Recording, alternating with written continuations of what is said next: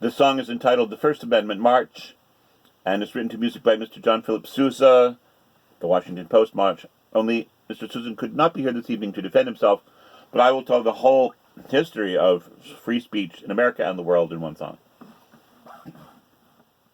Hieroglyphs were carved on pyramids, but Pharaoh held the key to every toolbox, and somebody developed the papyrus, and suddenly Hebrews, though oppressed, were downloading tons of sacred text, and then there was something called the stylus, and each Roman slave who wanted to rave in Latin could blog and have their say. And Catholic monks filled trunks with missiles, and Gutenberg made a big machine that sort of brought down a big regime, and then there was Concord and some pistols, and people with brains like old Thomas Paine were blogging to form the USA. And so 3 cheers for the Fourth Estate.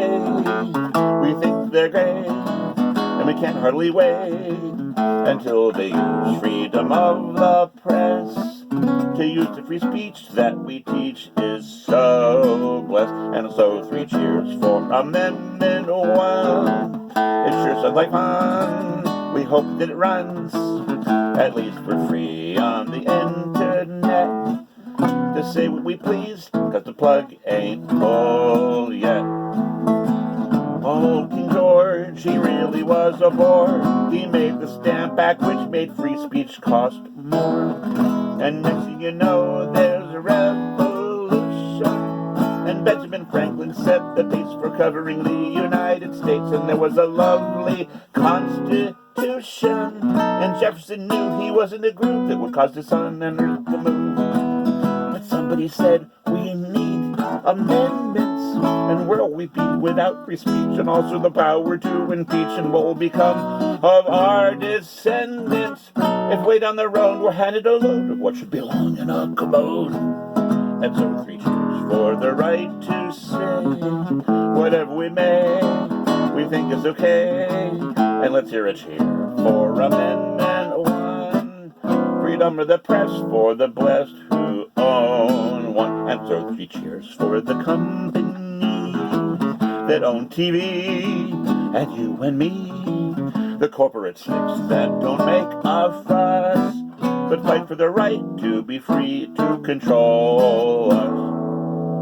And came the day that Horace Greeley took a chance and gambled that everyone within 100 miles would risk a penny for just any kind of cheap tabloid that told the truth and let the Tribune readers smile.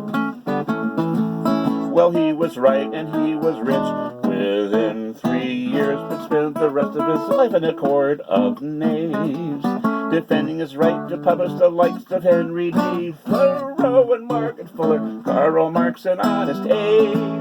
The Fourth Estate, the Fourth Estate, the Fourth Estate, the Fourth Estate is the estate that makes the other 3 decide to be great.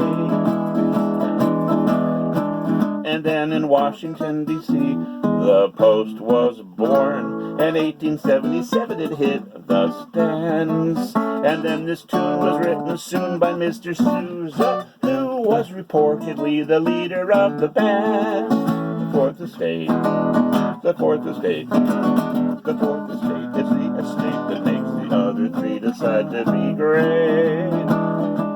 And then Phil Graham, he bought the Post in 63, and then he died, and Catherine took the task. And she had Bradley pounded Vietnam and Watergate, and in the end they kicked Nixon in the ass. And now we have a very different president, and he is terribly fond of his own free speech. And he has every right and freedom to say what he pleases, but we also have the freedom to impeach, try,